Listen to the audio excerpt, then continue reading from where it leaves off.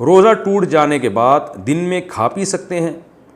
کیا روزہ ٹوٹنے کے بعد مثلاً الٹی سے روزہ ٹوٹ گیا تو کیا اس کے بعد دن میں کھانے پینے کی اجازت ہوگی یا نہیں؟ شاہ رخ صاحب پشاور سے۔ الٹی سے روزہ نہیں ٹوٹتا، پہلے تو یہ ذہن میں رکھیں۔ الٹی سے روزہ دو شرطوں کے ساتھ ٹوٹتا ہے، ایک تو منہ بھر کے الٹی کی ہو اور جان بوجھ کر خود حلق میں انگلی ڈال کے الٹی کی ہو۔ اگر حلق میں انگلی ڈال کے الٹی کی اور تھوڑی سی الٹی کی تو بھی روزہ نہیں ٹوٹا، اور حلق میں انگلی ڈال کے الٹی کی تھوڑی سی کی تو بھی نہیں ٹوٹا، الٹی منہ بھر کے ہوئی مگر خود سے ہوئی ہے، آپ نے نہیں کی تو بھی نہیں ٹوٹا۔ تو خود کی ہو جان کر اور منہ بھر کے کی ہو تو روزہ ٹوٹ جائے گا۔ اسی طرح آپ نے خود تو نہیں کی، ہوئی خود ہے، منہ بھر کے الٹی ہوئی مگر آپ نے اس کو نگل لیا تو بھی روزہ ٹوٹ جائے گا۔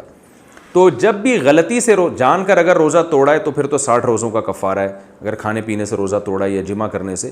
لیکن اگر غلطی سے روزہ ٹوٹ گیا، دیکھیں بھولے سے ٹوٹے گا تو روزہ ٹوٹتا ہی نہیں ہے، بھولے سے کھانا کھا لیا، پتہ ہی نہیں تھا، یاد ہی نہیں تھا روزہ ہے۔ لیکن غلطی سے اگر روزہ ٹوٹ گیا، مثال کے طور پر آپ قلی کر رہے تھے اور پانی سنبھلا نہیں اور روزہ یاد تھا آپ کو مگر وہ پانی غلطی سے حلق میں چلا گیا، تو ایسی کنڈیشن میں بھی روزہ ٹوٹ جاتا ہے۔ تو کیونکہ یہ بھولے سے نہیں ہے بلکہ یہ غلطی سے ہے، یاد تھا آپ کو روزہ لیکن احتیاط نہیں کی آپ نے اور پانی چلا گیا، تو ایسی غلطی سے جب روزہ ٹوٹتا ہے تو کفارہ واجب نہیں ہوتا لیکن روزہ بہرحال ٹوٹ جاتا ہے، تو ایسی صورت میں ایک قضا کرنا پڑے گا۔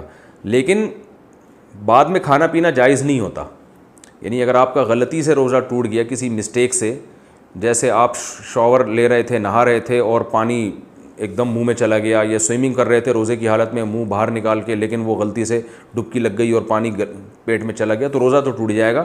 لیکن ایسی کنڈیشن میں کھانا پینا پھر بھی جائز نہیں ہوتا، روزے داروں کی طرح رہنا بہرحال لازم ہوتا ہے، اور اس میں آپ کھا پی نہیں سکتے، بعد میں قضا بھی کرنی پڑے گی۔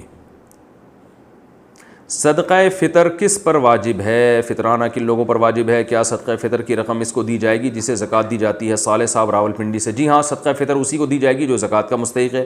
واجب کس پر ہوتا ہے؟